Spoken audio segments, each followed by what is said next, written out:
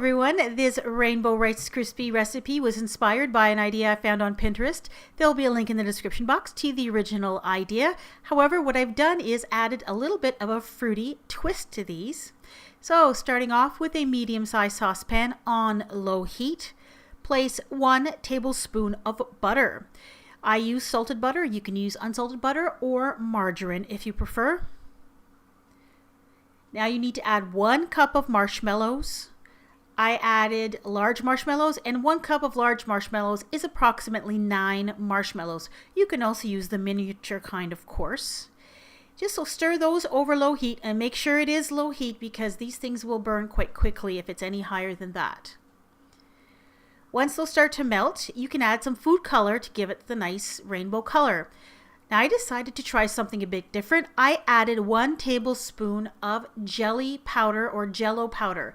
This is strawberry Jello powder.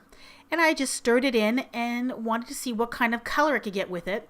And it did make a very nice pink color, but I wanted to intensify that a little bit. So I added just a couple of drops of red food color to that, just to make the color a little bit brighter. I stirred that around and then added 1 cup of Rice Krispies cereal once the marshmallow was completely melted.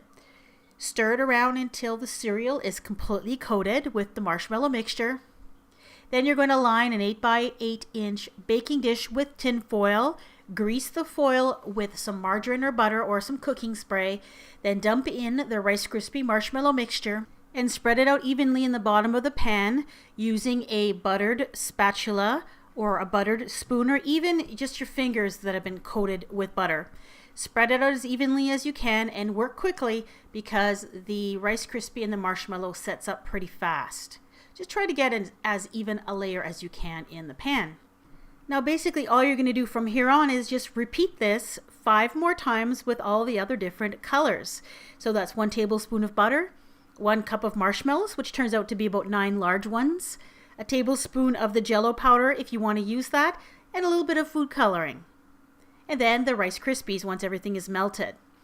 Now, in order to make this go a little bit quicker, what I suggest you do is use 2 medium-sized saucepans. Once you're done with 1 saucepan and you've used it and there's marshmallow stuck to the bottom of it, put it in the sink with some hot water in it, and then take a clean pan and make your next layer. By the time that layer is finished, the pot that's sitting in the sink will be very easily cleaned. You'll probably just have to dump the water out and just wipe it dry. It'll be ready to reuse again. And you can just alternate back and forth between saucepans that way, and it might go a little bit faster. So you can see I added a little bit of paste food color in this case. I used just a tiny little bit just to intensify the color. After I made these, I probably realized that I probably didn't need to add the extra color. I would have made just more of a pastel colored rainbow, which would have been fine on its own.